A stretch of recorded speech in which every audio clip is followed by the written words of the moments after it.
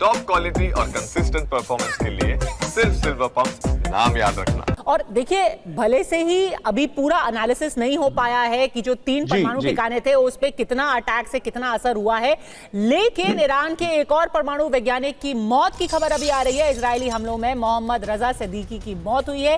ये cease fire से ठीक पहले जो हमले हुए थे उसमें मोहम्मद रजा सिद्दीकी की मौत हुई थी और अब तक 18 परमाणु वैज्ञानिकों की मौत का दावा है। तो कम से कम अगर सारे ऑब्जेक्टिव्स अमेरिका के अचीव नहीं हुए हैं जनरल दत्ता, इजराइल इस वक्त कह रहा है कि हम सीज फायर के लिए इसलिए माने हैं क्योंकि हमारा यह मकसद था कि बॉम्ब को रोका जाए और कम से कम 10 से 12 साल हम उनके न्यूक्लियर प्रोग्राम को पीछे कर दे। और अगर 18 साइंटिस्ट अभी तक मारे गए हैं तो सेटबैक तो है न्यूक्लियर प्रोग्राम के लिए ईरान के। देखिए पद्मजा, ऐसा है कि ये पूरा ऑब्जेक्टिव अगर लेके चले थे कि पूरी तरह से इसकी कैपेबिलिटी खत्म कर दी जाए ईरान की, वो नहीं हुआ है। मतलब मेरा ये मानना है वो नहीं कर पाए हैं। पर 10 साल क्या उसको पीछे कर पाए हैं? जो वो अभी कह रहे थे कि हम उसकी कम से कम टांगे तोड़ देंगे। देखिए, अभी तक कहीं भी रेडिएशन का इंफॉर्मेशन नहीं है। कहीं पर भी आईएएनए नहीं बोला कि बॉम्बिंग की वजह से कहीं भी रेडिएशन। इसका मतलब यह है कि ना तो यूरेनियम कहीं पे लीक हुआ है, ना कहीं पे और रेडिएशन लीक हुआ है इतनी बम्बार्डमेंट के बाद। इसका मतलब है कि फिजाइल मटेरियल वहां से हट गया और सिर्फ इनका एक जो न्यूक्लियर पावर प्लांट था बुशहर में, वहां पे रशियन टेक्नीशियन भी काम कर रहे थे, इसलिए उसको नहीं स्ट्राइक किया गया है। उसके इर्द गिर्द जरूर बॉम्बिंग हुई है इसराइल के द्वारा। तो मेरा कहने का मतलब ये है कि पार्शियल अचीवमेंट हुआ है इनके एम का। अभी ईरान की अपने फुल कैपेबिलिटी आप नहीं बंद कर पाए हैं। वो थोड़े समय के बाद दोबारा अपने काम में जुट जाएगा और कहीं और जो शिफ्ट कर दिया या जहां भी ले गया है उसको थोड़ा ज्यादा समय नहीं लगेगा उसको रीएक्टिवेट करने के लिए। एक साइंटिस्ट के मारने जाने से प्रोग्राम नहीं रुकता है। सर 18 साइंटिस्ट, वो कह रहे हैं हमने 18 साइंटिस्ट मार दिए हैं, डोनाल्ड ट्रंप कह रहे हैं। और आज उन्होंने फिर से बोला है, उनसे फोर्डो के बारे में पूछा गया था, उन्होंने कहा Fordow we have destroyed it, it is complete annihilation, मतलब हमने उसको तहस नहस कर दिया है पूरी तरीके से। बिल्कुल, अभी ऐसा कि आपने बिल्डिंग उसका इंफ्रास्ट्रक्चर को उड़ाया है। आप वो जो उसके अंदर मटेरियल था जो उन्होंने रखा था, चाहे सेंट्रीफ्यूजेस भी हो, काफी हद तक वो वहां से मूव करके ले गए हैं।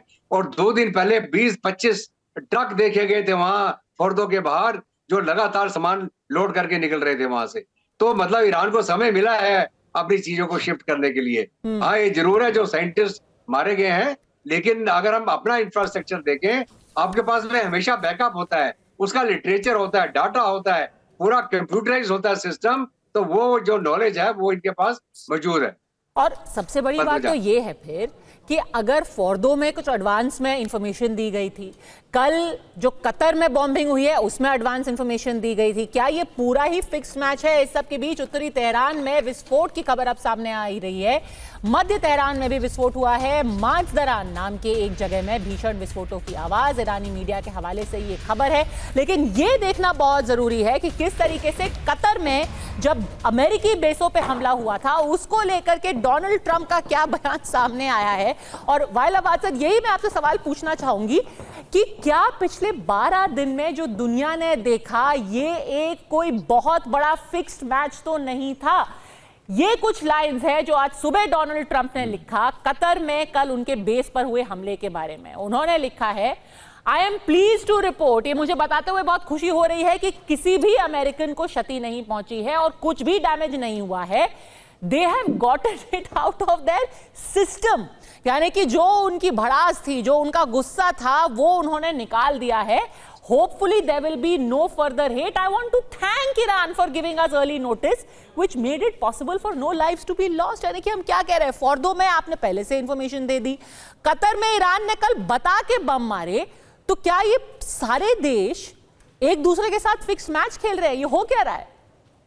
ये सबसे बड़ी बात ये है, वो बहुत अच्छा मिस्टर ट्रंप है, वो पूरी कहानी बता देंगे जो अमेरिकन फॉरेन पॉलिसी है, जिसके हम लोग पहले मालूम भी नहीं है किस तरीके अमेरिकन कवर्ट ऑपरेशन कर रहा है। ये बहुत अच्छा है। एक प्रेसिडेंट आ गया था, पूरी बता रहे क्या है सरकार, ये रेजिम चेंज उन्होंने मना कर दिया था, क्रिटिसाइज भी किया था, अभी खुद बता रहे हम लोग बताया था ईरान के लिए अटैक कर रहा है। और दूसरी back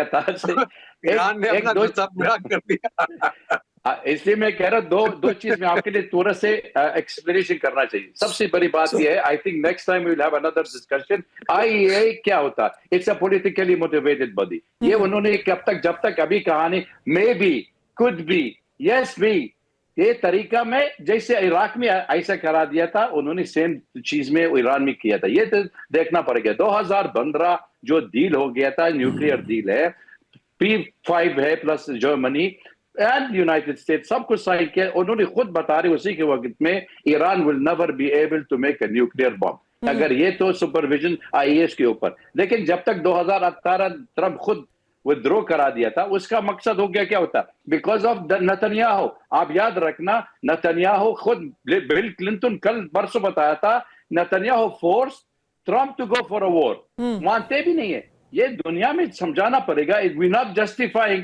aggression by Israel by saying Iran having a nuclear bomb. ऐसा नहीं होना चाहिए। We should be very neutral and analysis. जो ट्रेंड चल रहा था, this is a policy of Israel, सोच रहा था ये ईरान में खत्म करने के लिए पूरा कब्जा वेस्ट एशिया हो जाएगी। ये कॉन्स्पिरेसी थ्योरी नहीं है, this is the whole conspiracy. यानी कि ग्रुप कैप्टन ऑगस्टीन जो है ना, एक वो मीम होती है कि चिल्ला चिल्ला के प्लान पूरी दुनिया को बता दिया, वही किया एक तरीके से डोनाल्ड ट्रंप ने। ये पीछे से होना था, उन्होंने जा करके ट्वीट करके बता दिया कि ये भी हमें पता था, वो भी हमें पता था, हमने पहले से ही सब खाली कर लिया। हम लोग पहले सरकारी काम किया तो हमको पहले हमारा सरप्राइज विजिट आ रहे, वो सरप्राइज फिर एक हफ्ता पहले पूरे हॉस्पिटल साफ कर रहे, पर हमको मालूम कोई सरप्राइज विजिट लोग आ रहे। माने कि हर देश के वहां पे डोमेस्टिक कंस्टिट्यूएंसी खुश रहनी चाहिए, और ट्रंप को ये उम्मीद है कि ग्रुप कैप्टन ऑगस्टीन मेरे को इसी बहाने एक नोबेल पीस प्राइज, वो तो कह रहे हैं मेरे को 5-6 बार मिलना चाहिए, पर एक तो मिल ही जाए इस बार। अरे पद्मजा, अभी सबसे जो खुश है इस पूरे प्रचलन में, रूस बहुत खुश है, वहां पे सऊदी अरब बहुत खुश है, तुर्की बहुत खुश है, क्योंकि वो जो इस्लामिक ब्रदरहुड की बात चल रही थी, वो अभी ये जाहिर होके आया कि कोई ब्रदरहुड नहीं है, कोई किसी के साथ नहीं खड़ा है, सब अपना अपना इंटरेस्ट लेके चल रहे हैं। और रशिया क्यों खुश है? सारा टेंशन आ गया कहां पर? इजराइल ईरान के ऊपर। लेकिन सबसे बड़ा मुद्दा जहां से शुरू हुआ, पैलेस्टाइन का क्या हुआ, पैलेस्टाइन के फ्यूचर क्या है, उसका क्या होने वाला है, जिसके ऊपर ये पूरा मुद्दा है। अगर ये मान के चले कि ईरान पैलेस्टीनियंस की मदद कर रहा था, हमास को उसने पीछे से बैकअप किया, उसका क्या हुआ? अभी गाजा का क्या फ्यूचर होने वाला है, वो तो वही का वही क्वेश्चन मार्क रह गया। तो इतनी जंग हुई, सारे अटेंशन डाइवर्ट हो गए, सबने अपना अपना पॉलिटिकल माइल जो उन्होंने माइलेज लेना था ले लिया, तो असली मुद्दा कहाँ गड़ गया? तो ये it's a question to think, what has the world achieved, who has won this war and who has lost this war and what has this war achieved? इतना डैमेज तबाही कराने के बाद आपको हासिल क्या हुआ? That's a big question to be answered by the people who are now the negotiators of this entire deal. What have they achieved?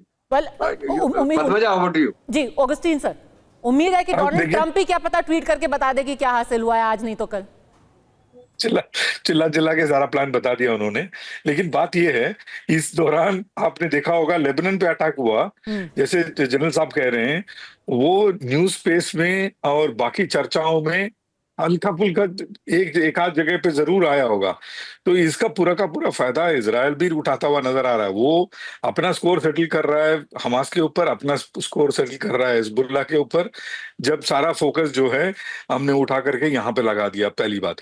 दूसरी सबसे महत्वपूर्ण बात यह है पद्मजा जी, हमें ये बहुत जरूरी है समझना, और ये जन ने इसके बारे में जिक्र भी किया है, ये रशिया का इसमें क्या इन्वॉल्वमेंट है, ये हमें आपको और इन्वेस्टिगेटिव जर्नलिज्म को खोजना जरूरी है। क्योंकि मैं जितना इस पे मेरा नजर जा रहा है, इसमें रशिया का बहुत बड़ा हाथ है।